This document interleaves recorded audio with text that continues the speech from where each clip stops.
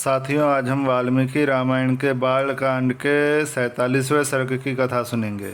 इस सर्ग में जब देवराज इंद्र ने दिति के गर्भ के 7 टुकड़े कर दिए तो माता दिति ने इंद्र से इस प्रकार प्रार्थना की कि उनके 7 पुत्रों को मरुदगण देवताओं के रूप में पूजा जाए और वे ही मरुदगण कहलाए और वही देवता बन गए। उसके बाद उन्होंने उनके फिर इक्ष्वाकु वंश का वर्णन है। उसके बाद फिर विशाला नगरी के महाराज विश्वामित्र जी का स्वागत करने के लिए आए और फिर उन्होंने वहाँ निवास किया। तो चलिए 47वें सर्ग की कथा सुनते हैं। श्री सीतारामचंद्राभ्याम नमः। श्रीमद् वाल्मीकि रामायणं बालकांडम सप्तचत्वारिंशः सर्गः।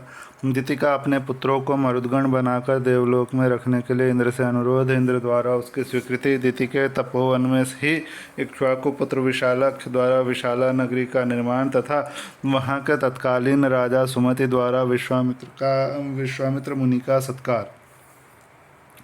इंद्र द्वारा अपने गर्भ के 7 टुकड़े कर दिए जाने पर देवी दिति को बड़ा दुख हुआ।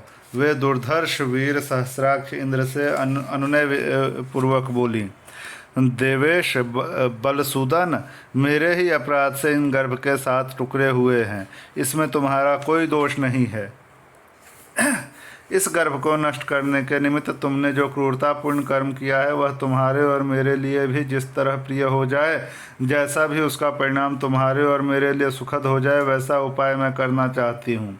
मेरे गर्भ के वे 7 खंड 7 व्यक्ति होकर 7 मरुदगणों के स्थानों का पालन करने वाले हो जाएं।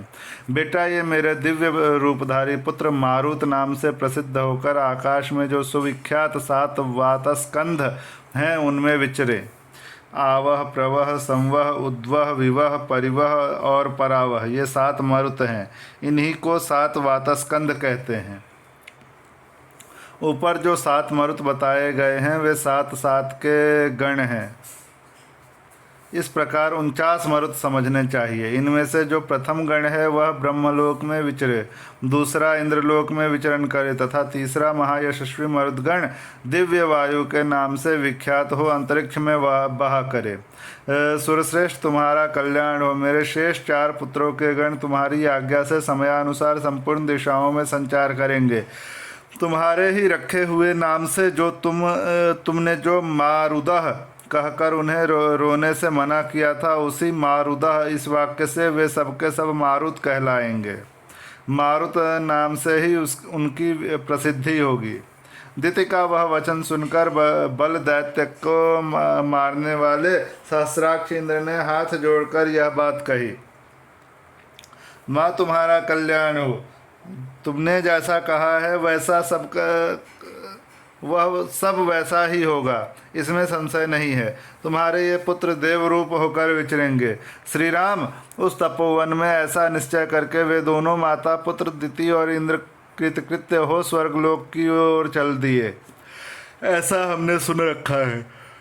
काकुत्स यही वह देश है जहाँ पूर्व काल में रहकर देवराज इंद्र ने तपः सिद्ध कर दिति की परिचर्या की थी। पुरुष सिंह पूर्व काल में महाराज इक्ष्वाकु के एक परम धर्मात्मा पुत्र थे जो विशाल नाम से प्रसिद्ध हुए। उनका जन्म अलम्बुशा के गर्भ से हुआ था। उन्होंने इस स्थान पर विशाला नाम की पुरी बसाई थी। श्री राम विशाला के पुत्र का नाम था हेमचंद्र, जो बड़े बलवान थे। हेमचंद्र के पुत्र का नाम सुचंद्र था।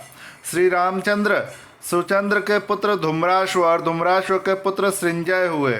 सृंजय के प्रतापी पुत्र श्रीमान सहदेव हुए। सहदेव के परम धर्मात्मा पुत्र का नाम कुशाश्व था। कुशाश्व के महातेजस्वी पुत्र प्रतापी सोमदत्त हुए और सोमदत्त के पुत्र काकुत्स नाम से विख्यात हुए। काकुत्स के महातेजस्वी पुत्र सुमति नाम से प्रसिद्ध हुए हैं, जो परम कांतिमान एवं दुर्जय वीर हैं। वे ही इस समय इस पुरी में निवास करते हैं। महाराज इक्ष्वाकु के प्रसाद से विशाला के सभी नरेश दीर्घायु, महात्मा, पराक्रमी और परम धार्मिक होते आए हैं। नरश्रेष्ठ, आज एक रात हम लोग यहीं सुखपूर्वक शयन करेंगे। फिर कल प्रातः काल यहाँ से चलकर तुम मिथिला में राजा जनक का दर्शन करोगे। नरेशों में श्रेष्ठ महातेजस्वी महायशस्वी राजा सुमति विश्वामित्र जी को पुरी के समीप आया हुआ सुनकर उनकी आगवानी के लिए स्वयं आए। अपने पुरोहित और बंधु बांधवों के साथ राजा ने विश्वामित्र जी की उत्तम पूजा करके यह हाथ जोड़कर उनका कुशल समाचार पूछा और उनसे इस प्रकार कहा, मुने मैं धन्य हूँ, आपका मुझ पर बड़ा अनुग्रह है, क्योंकि आपने स्वयं मेरे राज्य में पधारकर मुझे दर्शन दिया। इस समय मुझसे बढ़कर धन्य पुरुष दूसरा कोई नहीं है। इस प्रकार श्री वाल्मीकि निर्मित आर्ष रामायण आदि काव्य के बाल कांड में 47वां सर्ग पूरा हुआ।